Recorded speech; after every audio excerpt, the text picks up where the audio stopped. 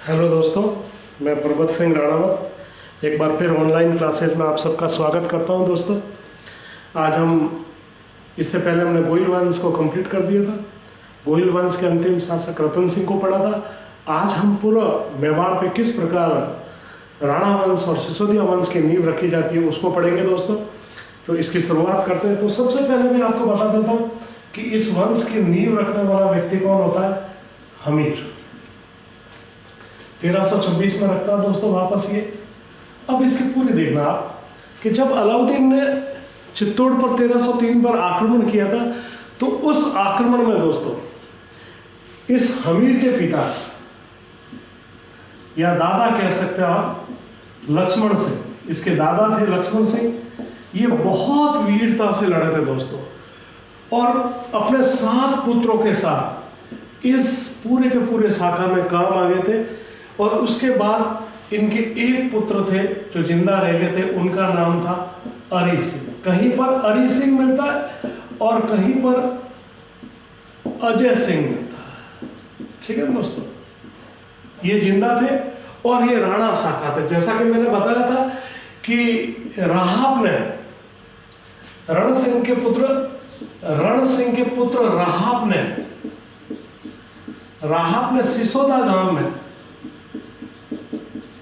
सिसोदा गांव में अपने दादा के नाम से राणा वंश की नींव रखी थी। तो इसलिए इनको सिसोदिया वंश भी कहते हैं और राणा वंश भी कहते हैं। तो चित्तौड़ पर 1326 में अधिकार कर ये राणा या सिसोदिया वंश की नींव रखता है। अब देखना दोस्तों, यहां से ये बात महत्वपूर्ण हो जाती है कि देखना अलाउद्दीन ने किसको वहां पर प्रशासक नियुक्त किया था, तो खिज्र खां को। तो खिज्र खां से कैसे देखना, खिज्र खां को इसने नियुक्त करा था, लेकिन खिज्र खां अलाउद्दीन के बीमार होने पर और राज दरबार से बाहर नहीं आने से इसको लगा कि अलाउद्दीन की मृत्यु हो गई। तब ये वहां पर अधिकार करने के लिए दिल्ली की तरफ चल पड़ता है और ये जालोर के कानड़देव के पुत्र मालदेव मुसाला को, जो जिंदा पकड़ा गया था, मालदेव मुसाला को यहाँ का प्रशासक बनाकर चला जाता है। कौन? खिज्र खां। और ये दिल्ली में व्यस्त होता है। फिर मालदेव यहाँ पर प्रशासक नियुक्त करता है और मालदेव के बाद यहाँ पर इसका पुत्र अजय सिंह था, अजय सिंह। और कुछ लोग कहते हैं कि अजय सिंह नहीं था, कुछ लोग कहते थे कि बनवीर था। ठीक है दोस्तों, ये किंवदंती है, लेकिन अधिकतर इसका मिलता है कि अजय सिंह। और इस अजय सिंह को परास्त कर दोस्तों अजय सिंह, अब देखना, ओझा तो कहता है कि अजय सिंह था। कौन? ओझा क्या कहता है? अजय सिंह। लेकिन कर्नल टॉड कहता है कि बनवीर को पराजित कर हमीर ने वापस किस पर? चित्तौड़ पर। ये देखना, जयपुर सिंह गोहिल वंश का पहला वंश शासक था जिसने चित्तौड़ पर अधिकार करा था, राजधानी में था। हमीर राणा शाखा का पहला व्यक्ति था जिसने चित्तौड़ पर अधिकार किया, चित्तौड़ को राजधानी बने दोस्तों। तो ये थे कि किस प्रकार ये चित्तौड़ पर अधिकार करता है और चित्तौड़ को राणा वंश की नींव रखता है। अब इसके कुछ जो महत्वपूर्ण कार्य दोस्तों, जो परीक्षा की दृष्टि बहुत महत्वपूर्ण फैक्ट है, उनको पढ़ते हैं दोस्तों।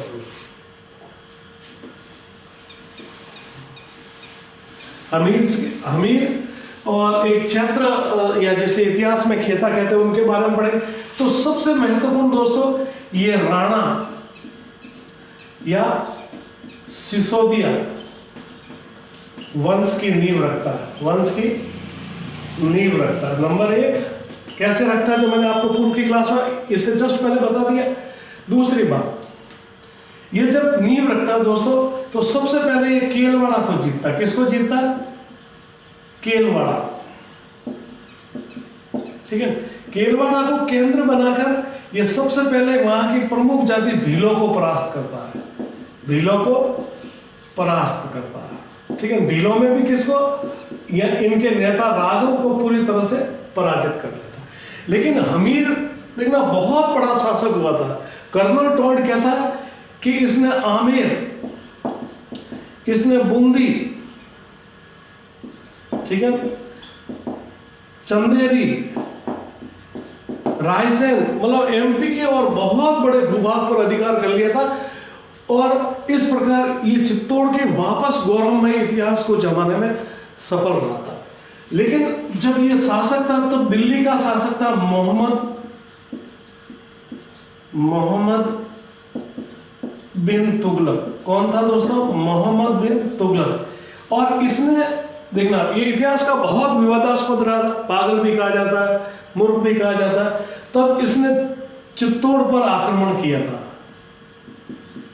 चित्तौड़ पर आक्रमण किया था और इसको पराजित होना, इसको हमीद ने पराजित किया था। और किस युद्ध में पराजित किया था? सिंगोली के युद्ध में, सिंगोली के युद्ध में इसको पराजित कर दिया। तो आपको ध्यान रखना किस युद्ध में पराजित किया था? तो सिंगोली में पराजित किया। और विपरीत परिस्थितियों में शासक बना था दोस्तों, इसलिए इसकी एक उपाधि मिलती है। उपाधि जो मिलती है, इसकी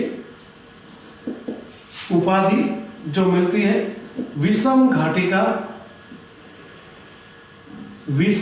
का पंचानन, विषम घाटी का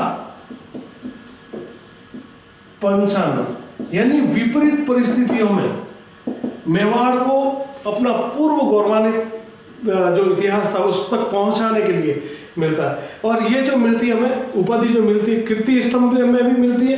किसमें मिलती है? कीर्ति स्तंभ में।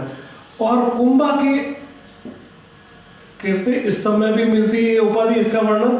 और कुंभा की जो रसिक प्रिया पुस्तक है दोस्तों, उसमें भी इसका वर्णन है। और कुंभा ने इसको देखना, कुंभा ने इसको राजा या वीर राजा की उपाधि दी थी। किसकी? वीर राजा। कुंभा ने अपनी पुस्तकों में रसिक प्रिया में इसको वीर राजा कहा था। विषम घाटी का पंचानन, मतलब मेवाड़ को उस जगह पहुंचाने वाला व्यक्ति।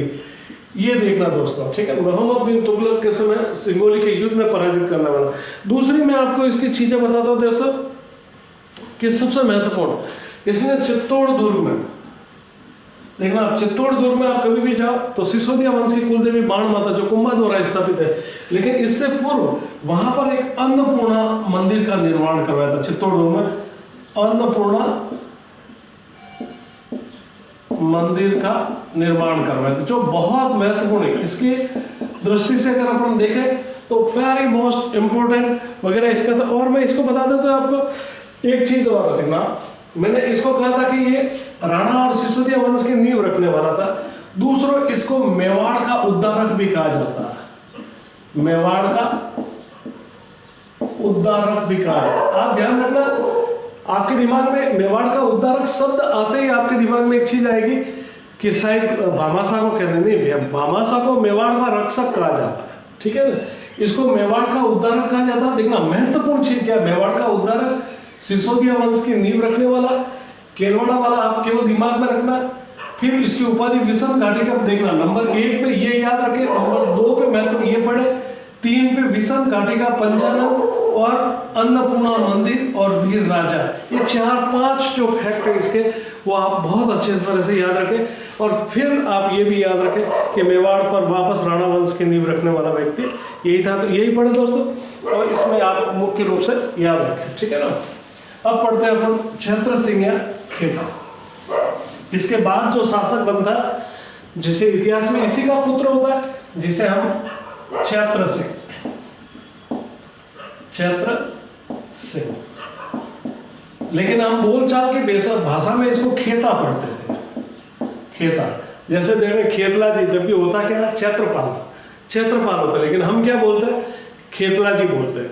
तो इसी प्रकार क्षेत्र सिंह को हम खेता बोलते हैं। तो ये हमीर के बाद शासक बना था। और इसकी सबसे महत्वपूर्ण बात आपको एक ही याद रखनी दोस्तों, कि इसके समय में देखना आप, मेवाड़ और मालवा का जो संघर्ष है, मेवाड़ व मालवा का संघर्ष प्रारंभ हुआ था। संघर्ष प्रारंभ हुआ था, कैसे हुआ था? देखना, मालवा का जो शासक था अमीसा, कौन था दोस्तों? अमीसा, इसको पराजित किया था। और इस पराजय के उपलक्ष्य में हमेशा के लिए मेवाड़ और मारवाड़ के बीच में संघर्ष पैदा हो गया था। और इसने दूसरा दोस्तों देखना, मैंने कहा था जो हमीर था देवी सिंह हाड़ा को बूंदी राज्य की स्थापना में सहयोग किया था और इसने बूंदी पर पुनः अधिकार किया और इसी समय इसकी मृत्यु हो गई। अधिकार करते समय इसकी मृत्यु हो गई दोस्तों। तो आपको इसमें से केवल एक फैक्ट याद रखना कि मेवाड़ और मालवा के बीच में संघर्ष किसके समय में शुरू हुआ था। तो आपको ये हमेशा के लिए याद रखना कि ये चीज जो हुई थी वो क्षेत्र सिंह और खेता। एक चीज फैक्चुअल है जो आपको याद तो नहीं रखनी है, लेकिन बता देता हूँ कि मौकल की हत्या करने वाले जो व्यक्ति थे, चाचा और मेरा, इन्होंने मौकल की हत्या की थी। ये इसके दासी पुत्र थे, ये इसकी उपपत्नी के पुत्र थे और इनकी जो उपपत्नी थी वो खातिन थी। और कहते हैं कि मौकल शिकार करने गए थे तो इन चाचा और मेरा से कहा कि ये पेड़ किसका, तो इनको ऐसा लगा कि हमारी माँ खातिन थी और इसलिए इसने ऐसा पूछा है कि क्यों हमारा को अपमानित किया, और इस अपमान का बदला लेने के लिए इन्होंने मौकल की हत्या कर दी। तो ये दोस्तों थे क्षेत्र सिंह। लेकिन आपको फैक्चुअल चीज ये कि याद रखनी है कि मेवाड़ और मालवा का संघर्ष क्षेत्र सिंह या खेता के समय प्रारंभ हुआ था। तो ये थी दोस्तों मेरी आज की क्लास। अगर आपको बहुत अच्छी लगे तो लाइक शेयर एंड सब्सक्राइब जरूर करें दोस्तों। नमस्ते।